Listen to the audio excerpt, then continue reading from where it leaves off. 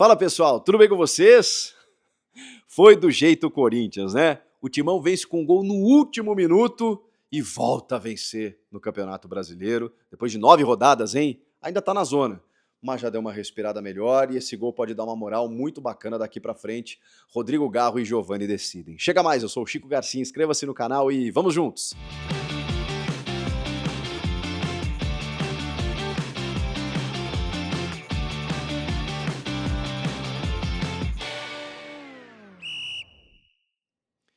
Que loucura, hein? Que loucura, torcedor do Corinthians. É assim que é torcer pro Corinthians? É desse jeito? Tem que ser desse jeito? Muitos torcedores talvez até prefiram, né? Vencer jogos assim do que 1-0 protocolar, 1-2, 3-0 ao natural. Aquele 3-2 no sofrimento, tomando um gol de pênalti aos 40 do segundo tempo, mas aí vem um filho do terrão, vem um moleque da base e resolve o jogo no último minuto para explodir a Neoquímica Arena.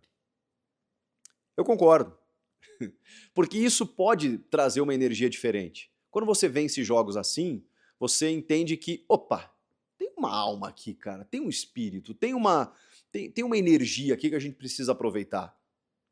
Tem uma fiel torcida que não abandona. Os caras botaram quase 40 mil no estádio, com o time nessa situação sem treinador, com tudo que tá acontecendo nos bastidores, com investigação policial, com o jogador indo pra balada, não só ele, né, muita gente, na antivéspera do jogo, o cara titular, que foi o Pedro Henrique, e o torcedor foi lá apoiar, cara. O torcedor foi lá apoiar um técnico interino que chegou há 5 meses no clube, que comandava o Sub-17 e que de repente pega o profissional num jogo contra o Vitória, numa briga para escapar do rebaixamento, o Rafael Larrutia. Sim, 39 anos. Foi esse treinador que o torcedor foi apoiar. Tem que aplaudir, cara, tem que valorizar e tem que utilizar essa energia que provavelmente foi pro vestiário, vai agora para os próximos dias, não tem muito tempo, né? Mas para levar adiante, porque não pode parar por aí. Mas é o típico jogo que ele dá moral, que ele dá moral. É claro que tem erros a serem corrigidos, é claro que tiveram muitos problemas no jogo, é claro que o Corinthians não fez uma grande exibição, inclusive quase deixou de ganhar o jogo. E poderia ter perdido, porque depois do segundo gol de empate, o Vitória ainda foi pra cima, com o Corinthians completamente bagunçado e desestabilizado emocionalmente naqueles minutos, mas teve força pra reagir e teve a mão do técnico. Preciso dizer que o Rafael Larrutia, na primeira mexida que ele faz, na primeira não, né, mas na mexida que ele faz no ataque, ao retirar o Yuri Alberto, qual seria a troca mais óbvia que o Antônio Oliveira vinha fazendo? O Pedro Raul. O Pedro Raul não entrou no jogo. Ele optou por um moleque da base, que poderia ter sido, até pela troca de um centroavante por outro, Arthur Souza. E aí vejam como são as coisas. O Arthur Souza, junto do Gustavo Mosquito, os dois pediram rescisão de contrato na justiça, que negou essa rescisão de contrato, eles continuam com um vínculo com o clube, por conta do não pagamento de fundo de garantia e alguns atrasos nos vencimentos. O Corinthians, antes do jogo de hoje, quitou tudo. E os caras tinham entrado na justiça. Eles não foram pro jogo. Eles não foram nem pro treino na véspera ontem. E aí coube a Giovani, que, por muitos torcedores, merecia mais oportunidades. O Rafael, ele tem esse mérito. Eu não posso achar que é ao acaso, porque o Giovani não vinha entrando. O Antônio Oliveira entrou muito poucas vezes. Ele optava normalmente pelo Pedro Raul. Entrou o Giovani. E o Giovani faz o gol da vitória. Então eu preciso dar mérito para esse cara. Que escala o que o Corinthians tem de melhor? Num 4-1-4-1, colocando o Ranieri à frente da defesa, Rodrigo Garro e Coronado centralizados, né? Na direita o Pedro Henrique e na esquerda o Wesley, com o Yuri Alberto de centroavante. E o Garro e o Coronado fizeram um jogo arriscado. A estrutura tática do Corinthians, porque o Vitória, ele tinha toques rápidos, ele tinha transições. Poxa, o meio-campo do Vitória, cara, o meio-campo com o Luan, do São Paulo, que começa testando o Donelli, né, num chute no meio da rua, a bola belisca o travessão, inclusive, o William Oliveira e o Jean Mota. Só que é um meio-campo que ele tem uma superioridade em termos de velocidade de toques em relação ao Corinthians.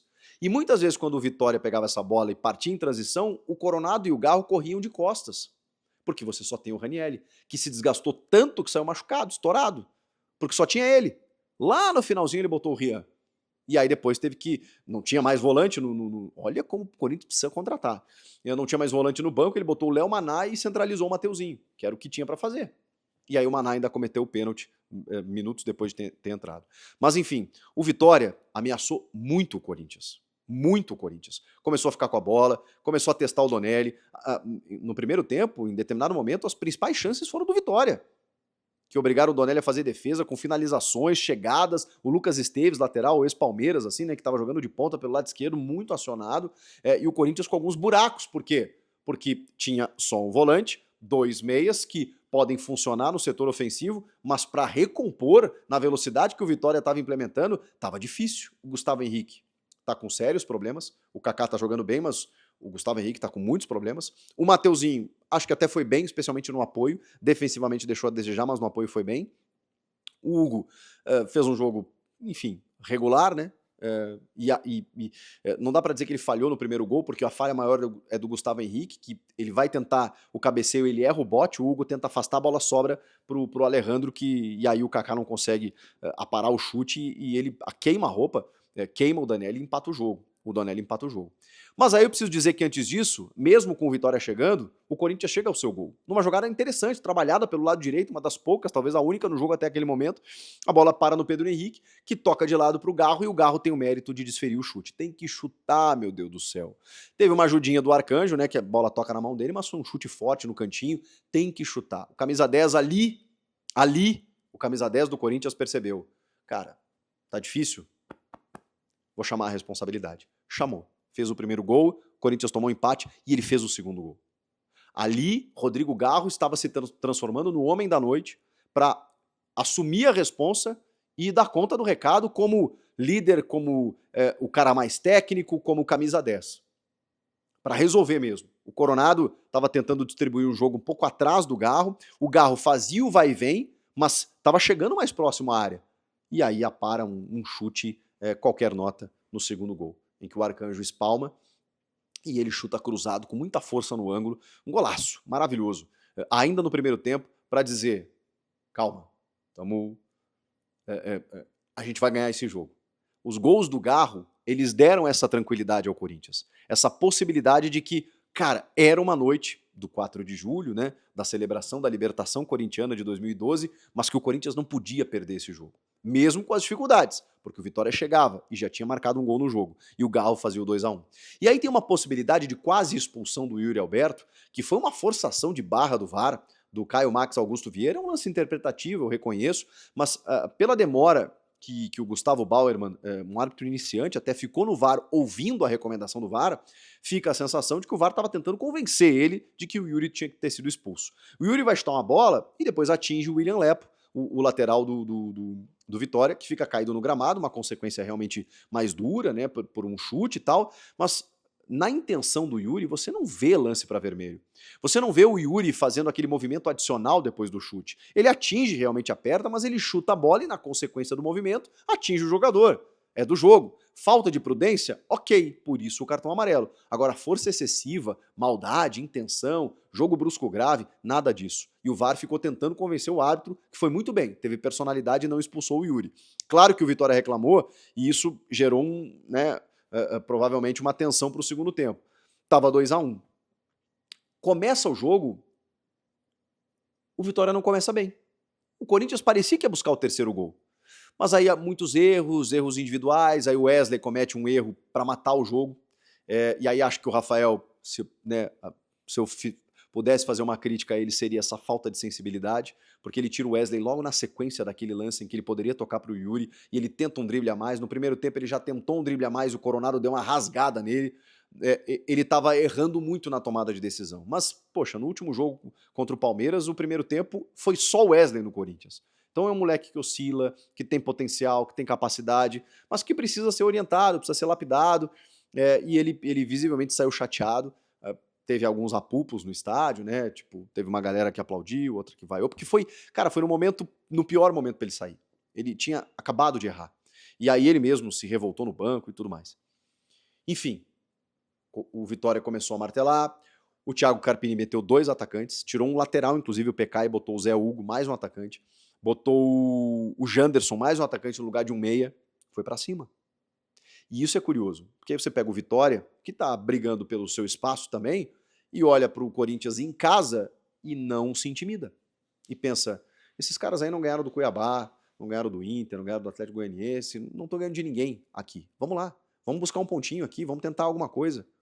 Pois é, o Vitória entendeu que o Corinthians na sua casa não teria a mesma força. E foi pra cima. E aí consegue um pênalti. Numa disputa ali, o Léo Maná, ele dá um tapa na bola, mesmo sem querer, mas o braço tá aberto, não tem como não marcar, o árbitro marca no campo, por isso que eu acho que o juiz foi muito bem.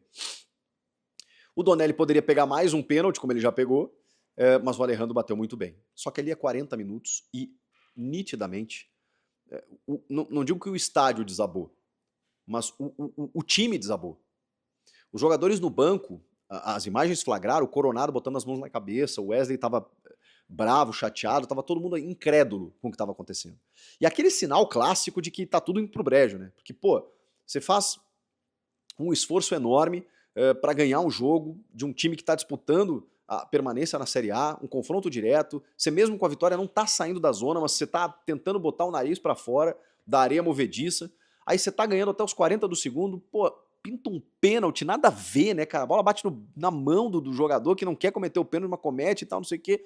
Aí o cara vai lá, empata, e ali o Corinthians desabou, por alguns minutos. E o Vitória entendeu que poderia vencer. Foram alguns minutos de tensão logo após o 2-2 em que o Vitória foi pra cima. E por pouco, o Donelli faz uma baita defesa, por pouco os caras não fazem um 3-2, que seria trágico. Mas o Vitória entendeu que ali era momento deles buscarem o resultado. Aí, na sequência, o Corinthians se reorganiza e começa a frequentar a área dos caras de novo. E aí é o papel da Fiel, né? Que começa, não, vamos que dá. O Kaká dá uma cabeçada, que o Arcanjo faz uma defesa inacreditável. Ali já era o 3-2. E parecia que ia ficar no 2-2, até que a bola sobrou pro Giovani e ele chutou tudo pra dentro, né? Pra fazer o 3-2. Pra explodir o estádio, porque ali não tinha tempo pra mais nada, foi no último lance. E pra entender que, cara, dá. Hoje foi na alma, na força, no coração.